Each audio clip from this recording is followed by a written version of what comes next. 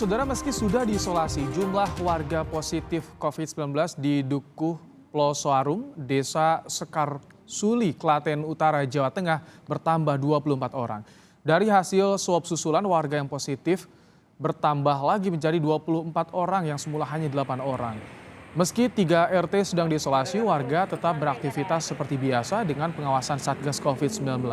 Warga yang sehat diimbau tidak keluar masuk kampung, namun tetap diberi izin bila ada urusan yang mendesak.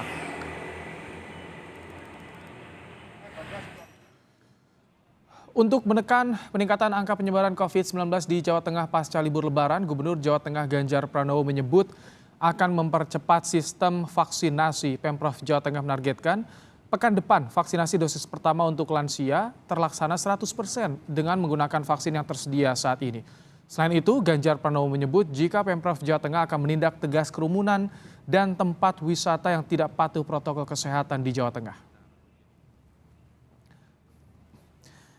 Jawa Tengah menjadi salah satu daerah yang tinggi peningkatan kasus COVID-19 secara harian pasca libur Lebaran. Seperti apa penanganan dari Pemprov Jawa Tengah? Kami sudah bergabung bersama dengan Gubernur Jawa Tengah Ganjar Pranowo lewat sambungan Zoom. Assalamualaikum, selamat petang Pak Ganjar.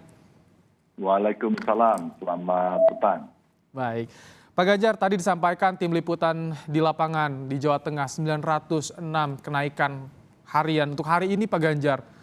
Apa penyebabnya Pak Ganjar sampai tinggi untuk hari ini? Ya, saya koreksi dulu ya. Kalau untuk hari ini menurut catatan dari pusat 696. Baik. Jadi 696 penambahan untuk hari ini menurut catatan pusat. Ada pembaruan data ya? Ya mungkin ada berbeda sumber yang disampaikan, tapi rilisnya baik. pusat segitu. Yang kedua, memang ada terjadi peningkatan hasil rapat Senin kemarin di beberapa kabupaten kota yang terbanyak adalah klaster keluarga.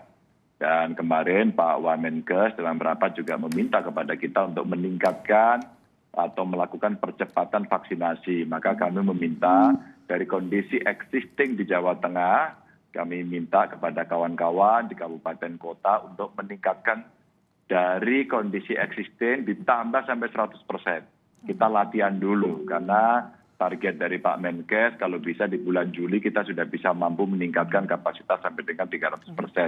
Memang ada kendala sih dari vaksinnya, maka kita balik caranya dengan stok vaksin yang ada disuntikan ke semuanya dari warga yang ada. Nanti yang periode atau suntikan keduanya kita atur, kita siapkan dengan merencanakan dengan suplai berikutnya dari pusat begitu. Kalau untuk saat ini target vaksinasi baru tercapai berapa persen Pak Ganjar? Ya kalau persentasenya masih sedikit ya, masih sedikit karena memang kita terkendala dari pusat terkait dengan ketersediaan vaksin. Sebenarnya kalau soal percepatannya kita siap ya, tapi karena vaksinnya belum ada ya kita mesti menyiapkan secara berurut. Kemarin sudah banyak umpama universitas, ya mahasiswa, sekolah yang mau masuk, wabil khusus untuk gurunya begitu divaksin. Ada loh perusahaan-perusahaan warga negara asing yang kemarin investasi ke Jawa Tengah, dia juga minta untuk divaksin begitu. Nah ini yang saya mintakan kepada pemerintah, kita mesti bisa take and give. Maka investor yang masuk dan itu membantu investasi ya harus mendapatkan insentif vaksin begitu. Lingkungan perusahaan, pendidikan juga terjamin percepatan vaksinasi. Tapi ini klaster keluarga, angka peningkatan kasusnya tertinggi nih di Jawa Tengah salah satunya Pak Ganjar. Ini kan agak susah juga untuk tracing keluarga karena keluarga banyak yang sembunyi-sembunyi tentunya di rumah Pak Ganjar. Ya, justru sekarang dengan kita punya data klaster keluarga, maka kawan-kawan di lapangan yang melakukan tracing bekerja. Tapi betul bahwa ada 1-2 laporan yang masuk kepada kami, mereka menyembunyikan diri. Maka sekarang kita edukasinya ditambah. Jangan sampai menyembunyikan diri, ayo laporkan, tidak apa-apa, nanti kita rawat. Dan itu cara yang paling bagus.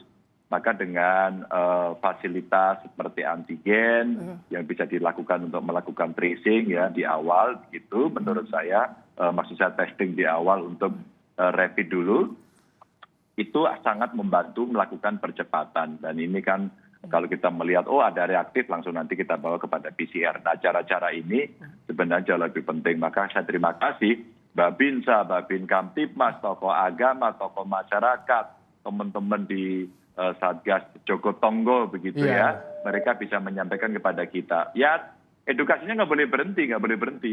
Tapi itu menunjukkan indikasi bahwa mereka yang kemarin melakukan pergerakan dari satu titik ke titik termasuk yang nekat mudik, awas loh ya, bahwa ini ternyata mulai punya pengaruh dan catatan itu benar adanya begitu. Sesuai data, klaster keluarga meningkat pasca mudik, pasca libur lebaran yang juga ditekankan di Jawa Tengah soal varian baru dari India yang masuk lewat Cilacap, Pak Ganjar.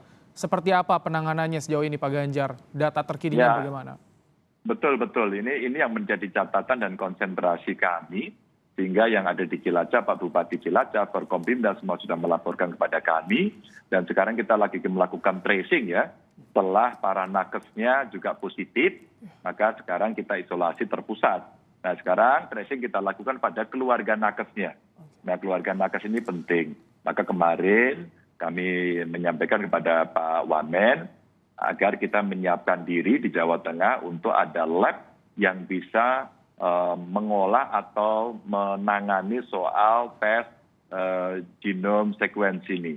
Nah genome sequence ini sebenarnya tidak perlu harus dibawa ke Jakarta gitu. Kalau kemudian daerah siap. Kemarin saya tawarkan Undip relatif juga siap, fakultas kedokterannya. Lalu ada Balitbangkes kita yang di Jawa Tengah ya, punya Pemprov juga siap. Kita tinggal memang harus memberi peralatannya. Nah kalau itu bisa dilakukan harapannya kita bisa mendeteksi dengan cepat begitu bahwa varian-varian baru B16-17-2 ini segera kita bisa ketahui sudah sampai di mana.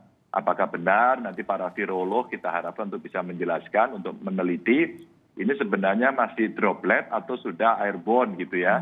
Sehingga masyarakat lebih hati-hati lagi. Dan saya sudah minta kepada Menteri Perekonomian untuk kita melakukan pengetatan terhadap hubungan-hubungan dagang kita yang memang daerah itu ada varian-varian baru. Kalau tidak bisa ketat ya SOP-nya lah ditambah begitu ya. Sehingga kalau ada kapal-kapal yang berangkat dari negara-negara itu ya mungkin sebelum bongkar dia kita tes dulu di tengah laut begitu. Jadi jauh dari daratan itu yang lebih aman. Tapi Pak Ganjar penanganannya untuk varian dari India ini seperti apa? Apakah berbeda dengan penanganan kasus COVID yang sudah ada sejak lama di Indonesia? Sama-sama penanganannya sama dari pelayan SOP medisnya sama, hanya satu saja untuk memastikan itu varian baru harus ada itu genome sequence test itu ya, yang kita harapkan itu akan bisa mengetahui varian apa yang ada begitu. Tambahannya hanya itu saja, kalau perawatannya dan lain sebagainya kita bisa melaksanakan. Jadi dari 14 ABK Filipina itu 13-nya bisa sehat, 14 yang satu, jadi 14 itu yang satu meninggal. Dari situlah kemudian kemarin kita cek semua, Mas, kita tracing perawat-perawat, nakes yang melakukan sentuhan langsung mungkin pada saat merawat, ya hubungan dekat lah, itu kita lakukan tracing dan ternyata mereka positif. Nah kita tinggal tunggu saja apakah nanti hasil genome sequence itu betul-betul bisa menunjukkan apakah ini yang masuk varian baru atau tidak. Kalau jawabannya iya, maka saya kira kita harus jauh lebih hati-hati lagi, harus lebih ketat lagi, maka saya sampaikan pada teman-teman, kawan-kawan dari kepolisian, agar tidak ragu-ragu untuk menindak kerumunan-kerumunan di area-area yang sudah kita deteksi adanya atau munculnya varian baru ini. Baik, Pak Ganjar, yang juga ini jadi sorotan di penyekatan di Jabodetabek, informasinya belum sepenuhnya pemudik ini kembali ke Jabodetabek. Nah, dari Jawa Tengah, seperti apa pengetatan screeningnya Pak Ganjar agar tidak membawa COVID-19 ke kota tujuan keluar Jawa Tengah, Pak Ganjar? Kami mohon bantuan dari masyarakat ya, yang akan bepergian. Karena pengetatan sekarang tidak terjadi lagi, maka ayo kesadarannya dibangun sendiri. Caranya apa? Tidak terlalu sulit kok. Sebelum Anda bepergian, Anda tes dulu deh gitu. Tes antigen aja, sesederhana itu aja. Kalau Anda bisa menyelamatkan diri dengan melakukan testing sehingga mengetahui kondisi tubuh kita sehat atau tidak, itu penting untuk Anda sendiri dan penting untuk melindungi orang lain begitu. Maka di beberapa titik kemarin dilakukan tetap random test dengan cara melakukan tes antigen begitu. Pak Ganjar, komunikasi dengan warga, terutama para pemudik agar mereka sadar sejauh ini seperti apa, Pak Ganjar? Oh iya, sekarang gaspol ini kita tambah lagi. Maka kemarin saya rapat dengan teman-teman bupati, ayo lakukan lagi. Tidak boleh lelah, tidak boleh bosan. Lakukan dengan seluruh media, libatkan banyak tokoh ya. Penuhi media-media sosial untuk menceritakan kondisi ini. Bukan menakut-nakuti loh ya, agar terjadi awareness. Kepolisian jangan pernah ragu. Kalau ada kerumunan dan itu membuat kita was-was atau prokesnya nggak dilakukan, tidak dengan tegas. Maka saya sampaikan kemarin terjadi di Kudus juga, ada kawinan, mengundang artis dan kemudian rame, viral kemana-mana, sudah diproses saja. Ini yang terjadi dan saya minta dukungan dari para bupati wali kota juga untuk mengontrol itu, termasuk tempat-tempat pariwisata. Anda boleh melakukan pengelolaan pariwisata, tidak ditutup, silakan dipakai maksimum 30%, tapi dikontrol. Begitu melebihi langsung tutup begitu. Anda berarti masuk kategori melanggar. Harus dilakukan secara tegas penindakan agar peningkatan kasus tidak kembali terjadi. Terima kasih Pak Ganjar telah menyampaikan bagaimana perkembangan terkini kasus COVID di Jawa Tengah dan seperti apa penanganannya. Gubernur Jawa Tengah Ganjar Pranowo telah menyampaikan informasinya di Kompas Petang. Terima kasih Pak Ganjar.